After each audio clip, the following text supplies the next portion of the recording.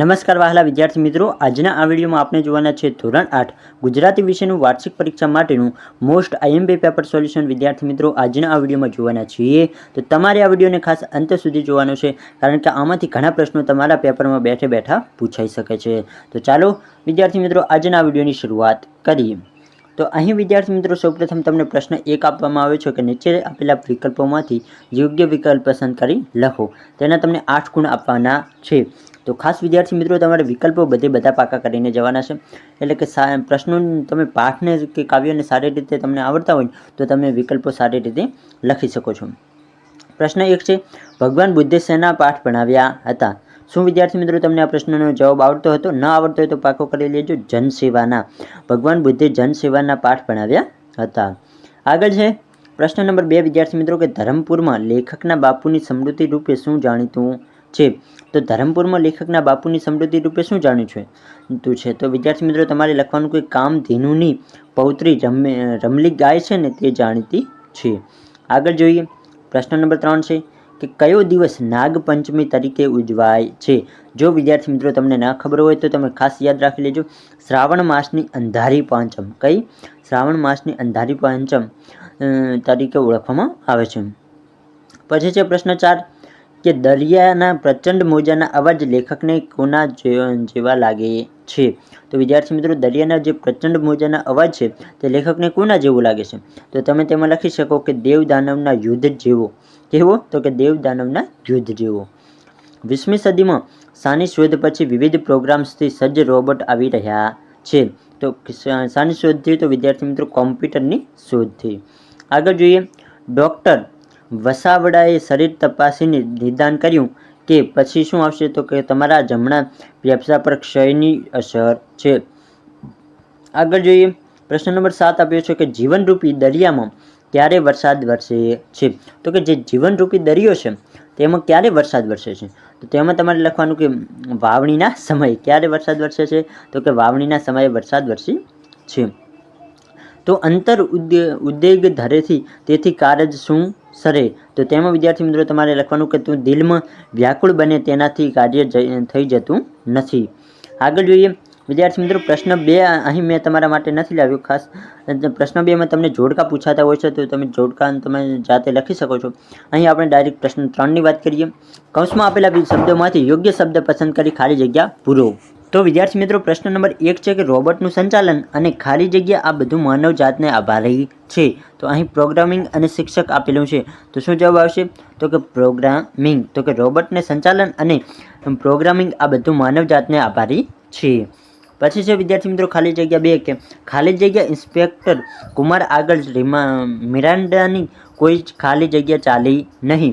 તો અહીં તમારે પહેલે ખાલી જગ્યામાં લખવાનું ચાલક અને બીજામાં લખવાનું દલીલ. તો કે ચાલક ઇન્સ્પેક્ટર કુમાર આગળ મિરાન્ડાની કોઈ દલીલ ચાલી નહીં. આ રીતે તમે વાક્ય પૂર્ણ કરી શકો છો. ત્રીજો પ્રશ્ન છે, ધૃતરાષ્ટ્ર કૃષ્ણાદેવીને ખાલી જગ્યામાંથી મુક્ત કરે છે. તો શેમાંથી મુક્ત કરે છે? તો કે તેને દાસ્તવમાંથી મુક્ત કરે છે. પછી છે પ્રશ્ન 4 તો કે સજ્જતા એટલે સમજણ, સભ્યતા અને ખાલી જગ્યા. તો અહીં આ બંને વિકલ્પો આપ્યા છે તો શું આવશે? તો કે સજ્જતા એટલે સમજણ, સભ્યતા અને સંસ્કાર. પછી વિદ્યાર્થી મિત્રો પ્રશ્ન 4 જોઈએ કે તેમાં આપેલો છે કે નીચે આપેલા પ્રશ્નોના એક વાક્યમાં તમારે ઉત્તર લખવાના છે. સૌપ્રથમ તમને પદમાંથી પ્રશ્નો પૂછવામાં આવશે. ખાસ તમારે યાદ રાખવાનું છે પદ અને ગદ્ય બંને અલગ છે. પદમાંથી ક્યારે પ્રશ્નો પૂછવામાં આવે? તો જે કાવ્યમાંથી પ્રશ્નો હોય તેને પદમાંથી કહેવાય અને ગદ્યમાંથી જે પ્રશ્નો હોય તે મોટા પાઠમાંથી પૂછવામાં આવતા હોય તેને ગદ્યમાંથી કહેવામાં આવતા હોય છે. તો 4 ગુણના સૌપ્રથમ પદમાંથી આપણે પ્રશ્નો જોઈએ, એટલે કે કાવ્યમાંથી. પ્રશ્ન 1 ખાલીખમ સરોવર શું વર્ષે છે? તો કે ખાલીખર સરોવરમાં વાયરો પવન અને ધોધમાર ચાલુ વરસાદ વર્ષે ચોમાસું વરસાદ વર્ષે છે. પછી છે પ્રશ્ન 2 કે લક્ષ 84 એટલે શું? તો કે લક્ષ 84 કોને કહેવાય? તો કે લક્ષ 84 એટલે 84 લાખ જન્મો. તેનો અર્થ છે કે દરેક આત્મા વિવિધ યોનિઓમાં 84 લાખ જન્મોનું ચક્ર કરે છે. પછી છે પ્રશ્ન 3 કે કવિ આંબાવાડીએ જવાનું કેમ કહે છે? તો કે કવિ શા માટે આંબાવાડીએ જવાનું કહે છે? તો કે કવિ આંબાવાડીએ આવળ બાવળની એટલે કે એકબીજાને શોધવાની રમત રમવા જવાનું કહે છે, એટલે આંબાવાડીએ જવાનું કહે છે. પ્રશ્ન 4 શ્રી કૃષ્ણ ચંદ્રનું સ્મરણ કરવાથી શું થાય છે? તો કે શ્રી કૃષ્ણ ચંદ્રનું સ્મરણ કરવાથી જન્મ મરણનો ભય દૂર થાય છે. તો શું થાય છે? તો કે શ્રી કૃષ્ણ ચંદ્રનું સ્મરણ કરવાથી જન્મ મરણનો ભય એટલે કે આપણને ડર હોય એ દૂર થતો હોય છે. હવે વિદ્યાર્થી મિત્રો પ્રશ્ન 4 નો બ છે કે નીચે આપેલા એક વાક્યનો પ્રશ્ન, ફરી એક વાક્યના પ્રશ્ન, પરંતુ આ વખતે ગદ્ય એટલે કે પાઠમાંથી પ્રશ્નો જોઈએ. પહેલા 4 પ્રશ્નો જોઈએ એ કાવ્યમાંથી હતા, હવે પ્રશ્નો જોઈએ તે પાઠમાંથી. તો કે યુગ ધર્મ એટલે શું? તો કે યુગ ધર્મ કોને કહેવામાં આવે? તો વિદ્યાર્થી મિત્રો તમારે લખવાનું કે જે તે યુગમાં જન્મેલા લોકો ધર્મ એટલે યુગ ધર્મ. વનરાવનદાસ દેખાવે અને સ્વભાવે કેવા હતા? તો કે વનરાવનદાસ કેવા હતા? તો કે મોટી મોટી મૂછોવાળા અને ભરાવદાર શરીર ધરાવતા વનરાવનદાસની ધાર્મિકતા પણ એમને જોતા જ જણાવી આવે એવી હતી. આગળ જોઈએ પ્રશ્ન નંબર 3 છે કે બાબુ ખરેખર કવારે ખીલી ઉઠતો? તો વિદ્યાર્થી મિત્રો તમારે લખવાનું કે બાવાજીનું ઉમંગભેર કામ કરતા અને એમની વાતો મળતા બાબુ ખરેખર ખીલી ઉઠતો હતો. પછી છે પ્રશ્ન 4 કે ફિલ્મના પાત્રો પોતાના મનની વાત શાના માધ્યમથી અભિવ્યક્ત કરે છે? તો જે ફિલ્મના પાત્રો હોય છે તે પોતાની જે વાત છે તે શાના દ્વારા અભિવ્યક્ત કરે છે? તો કે ફિલ્મના પાત્રો પોતાના મનની વાત પ્રકૃતિના વૃક્ષો, પશુ પક્ષીઓ, વાદળ, વરસાદ, પર્વત કે પુષ્પોના માધ્યમથી અભિવ્યક્ત કરતા હોય છે. શાના દ્વારા? તો કે વૃક્ષો, પશુ પંખીઓ, વાદળ, વરસાદ, પર્વતો કે પુષ્પોના માધ્યમથી અભિવ્યક્ત કરતા હોય છે. તો વિદ્યાર્થી મિત્રો હવે પ્રશ્ન નંબર 4 જોઈએ, જેનો ક છે કે નીચે આપેલા પ્રશ્નોના 3-4 વાક્યોમાં તમારે ઉત્તર લખવાના રહેશે, જેના તમને 8 ગુણ આપવામાં આવશે. અહીં વિદ્યાર્થી મિત્રો તમારે ટોટલ 4 પ્રશ્નોના સાચા જવાબ લખવાના રહેશે, એટલે તમને દરેક પ્રશ્નના 2 ગુણ આપવામાં આવશે, એટલે 4 દુના 8 થાય. આ રીતે વિદ્યાર્થી મિત્રો તમારે પ્રશ્નોના જવાબ લખવાના હશે. પ્રશ્ન 1 બાબુનું મોઢું ક્યારે પડી જતું અને શા માટે? તો વિદ્યાર્થી મિત્રો તમે લખી શકો કે લેખક જ્યારે રેલગાડીમાં બેસીને વડોદરા પરત જાય ત્યારે તેમને મૂકીને પરત ફરતી વખતે બાબુ વહેલા પાછા આવજો ની બૂમ મારે અને રેલગાડી ઉપડે ત્યારે એકલા પરત ફરતી વખતે બાબુનું મોઢું પડી જતું હતું. આગળ જોઈએ પ્રશ્ન 2 છે કે અયોધ્યા પાછા ફરેલા શ્રીરામને મળવા માંડવીને કેમ ન ગઈ? તો કે માંડવી કેમ ન ગઈ?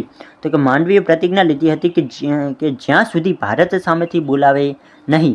તો કે કોણ ના બોલાવે? તો કે ભરત, સોરી વિદ્યાર્થી મિત્રો ભારત નહીં પરંતુ ભરત સામેથી બોલાવે નહીં ત્યાં સુધી તેમની સામે ન જવું. આથી અયોધ્યા પાછા ફરેલા શ્રીરામને મળવા માંડવી જતી નથી. આગળ જોઈએ પ્રશ્ન નંબર 3 આપેલો છે કે રોબોટ વિશે તમે શું જાણો છો? તો કે રોબોટ વિશે તમે શું જાણો છો? તો વિદ્યાર્થી મિત્રો તમે રોબોટ વિશે અત્યારના સમય શું જાણો છો તો તે મને કોમેન્ટ બોક્સમાં લખીને જણાવી શકો છો. તમે અહીં જવાબ લખી શકો કે રોબોટ વિશે મારી જાણકારી આ મુજબ છે.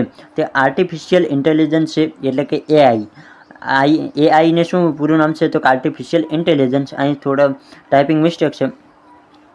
સાથે સંચાલિત પાંત્રિક મશીન છે. તે વ્યૂહાત્મક પ્રોગ્રામિંગ દ્વારા કાર્ય કરે છે. તે વિવિધ ક્ષેત્રોમાં ઉપયોગી છે. તેનું કોમ્પ્યુટર, સેન્સર્સ અને મોટર્સ દ્વારા નિર્માણ કરવામાં આવે છે. તો કે તમે એઆઈ વિશે જે પણ જાણતા હોય તે તમે લખી શકો છો. એઆઈ શું છે તેના વિશે તમે અત્યારે એઆઈ ભણવામાં ઉપયોગી છે તમે એવું પણ લખી શકો છો. તમારા પર્સમાં તમે કઈ કઈ વસ્તુઓ મૂકો છો? તો આના વિશે તમે વિદ્યાર્થી મિત્રો તમારા જાતનો અનુભવ પણ તમે લખી શકો છો કે મારા પર્સમાં હું મારા પરિવારના ફોટાની નાની સાઇઝ કોપીમાં રાખું છું. તેની નીચે મારા થરનું એડ્રેસ, થરનું નહીં પરંતુ વિદ્યાર્થી મિત્રો ઘરનું આવશે.